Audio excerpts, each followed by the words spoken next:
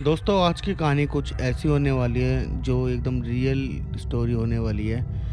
और आप लोगों ने सुना ही होगा कि हम लोग शुरू से सुनते आ रहे हैं कि जब कोई अकाल मृत्यु से मर जाता है, जैसे कि एक्सीडेंटली कोई मर गया या कोई लापरवाही से मर गया या किसी ने सुसाइड कर ली सेल्फ, तो अक्सर उनकी आत्मा इसी धरती पर घूमती है।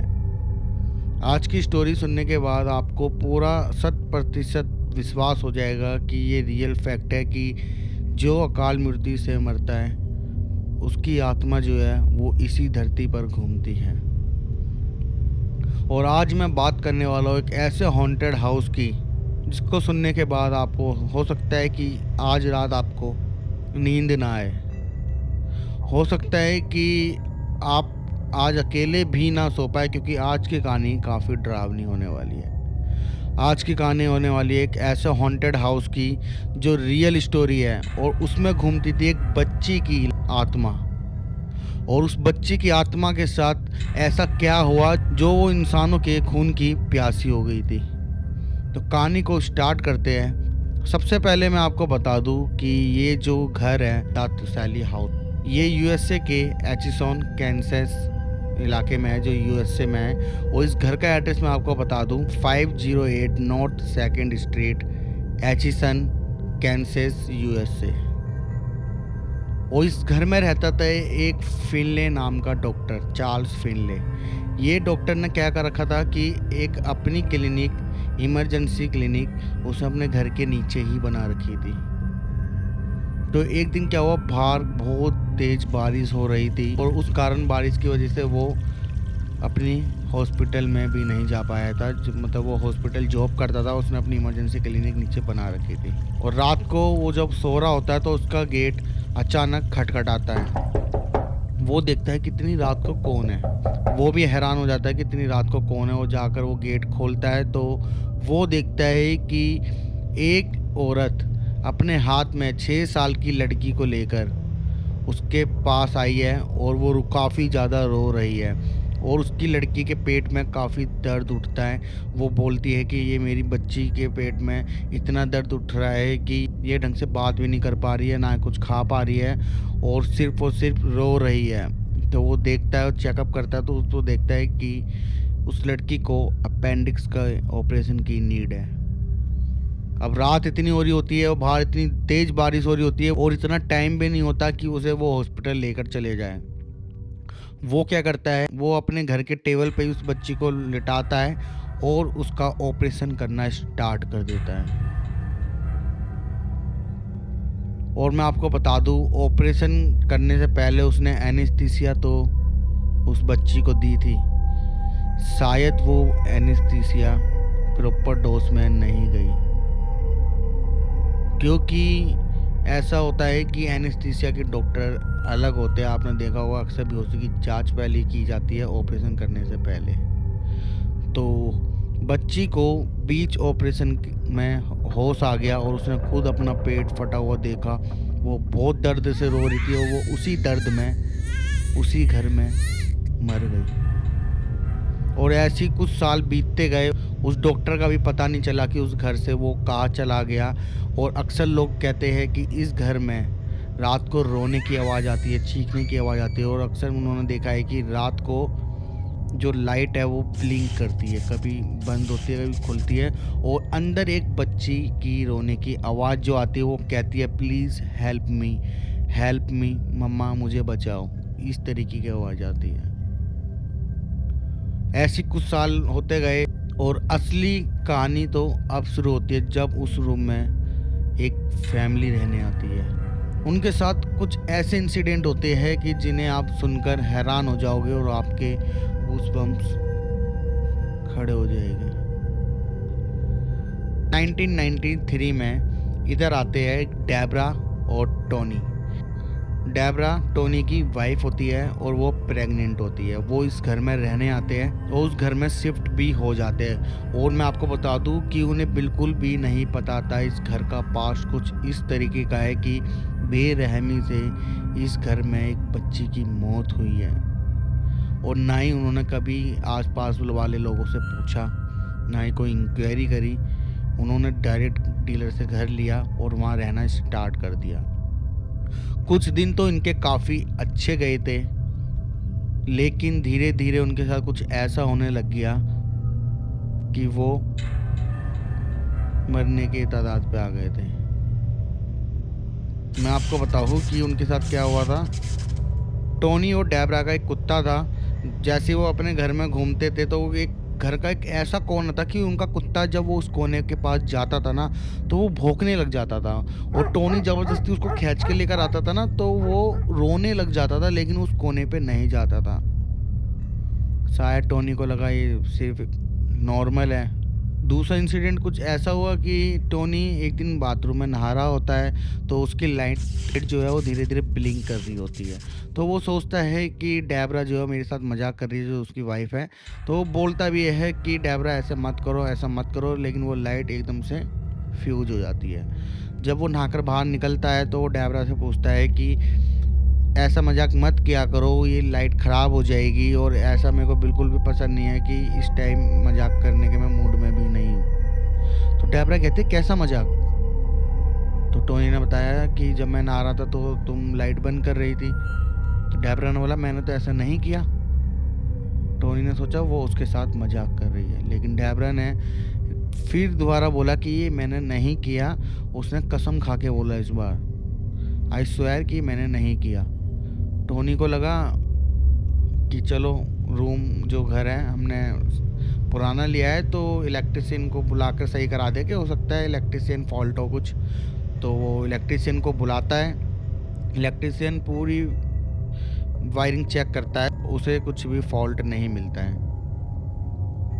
फिर एक दिन क्या होता है कि टोनी जब घर से वापस आ रहा होता है तो वो देखता है कि नीचे टीवी ऑन होता है, और डेबरा ऊपर सो रही होती है। तो वो ऊपर जाकर अपने कपड़े उतारता है और फ्रेश होता है, और कहता है डेबरा को कि जब आप टीवी देखते हो तो नीचे टीवी देखने के बाद उसे बंद कर दिया करो।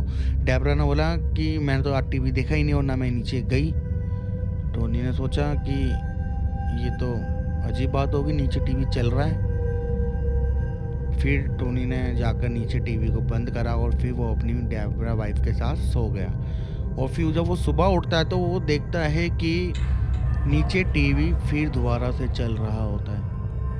और इस बार तो खुद इतना कॉन्फिडेंट होता है कि मैंने खुद टीवी बंद करा था। तो फिर डेबरा उसे दोबारा पूछता है कि क्या रात को तुम उठी थी, तुमने टीवी देखा फिर दोबारा बंद करना भूल गई? डेबरा ने बोला मैं तो रात को उठी ही नहीं। टोनी को एकदम से कुछ हैरानियत सी होती है। फिर वो सोचता है कि इलेक्ट्रिशियन फॉल्ट होगा, शायद मुझे दूसरा इलेक्ट्रिशियन बुलाना चाहिए।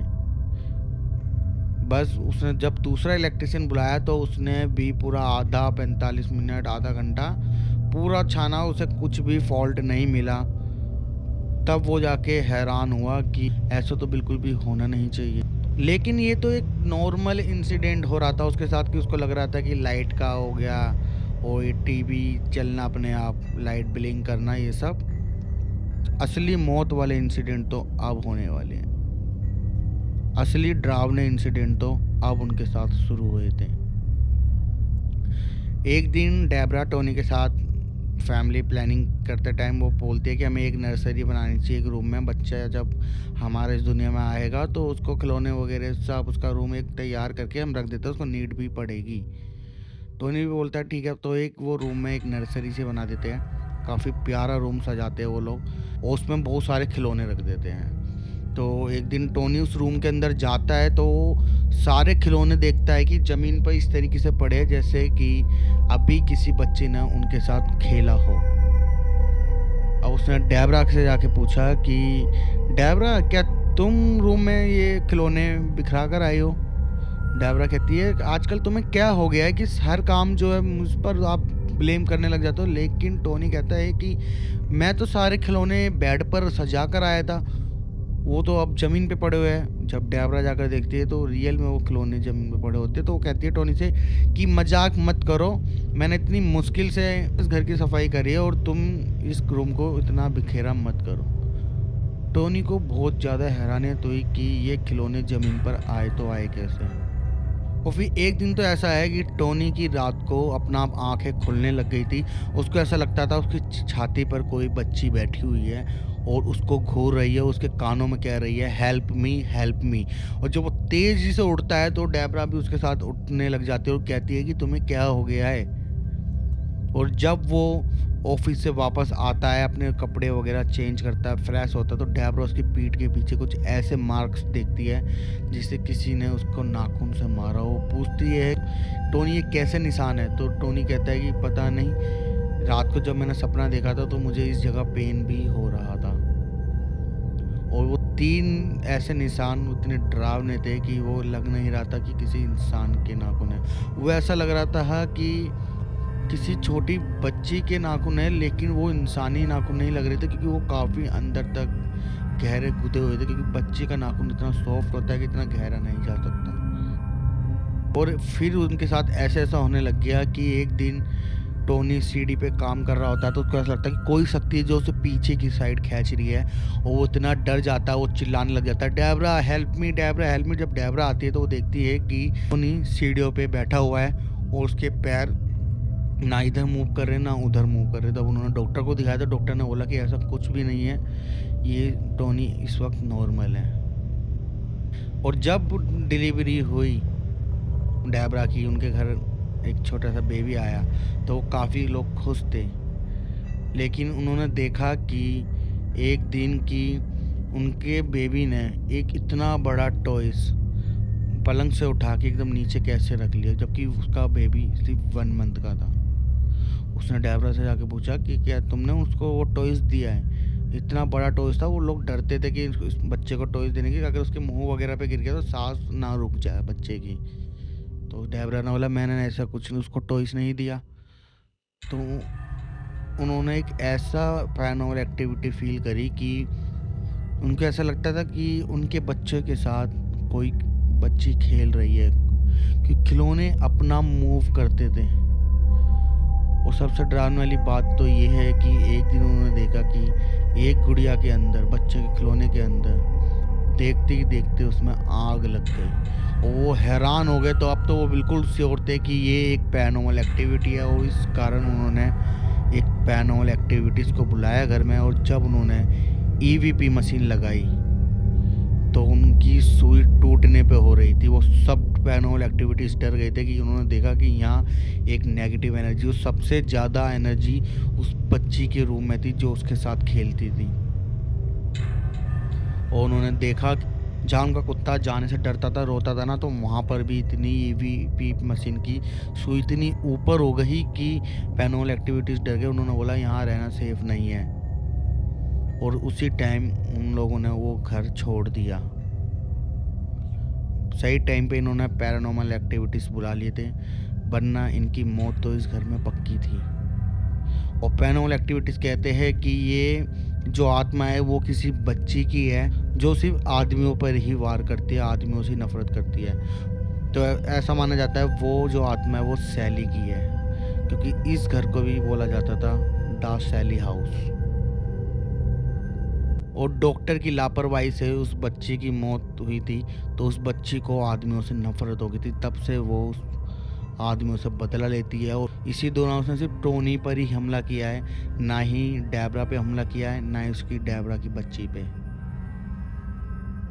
आपको कैसी लगी ये स्टोरी कमेंट करके मुझे ज़रूर बताना, और ऐसी हॉरर स्टोरी सुनने के लिए चैनल को सब्सक्राइब कर देना।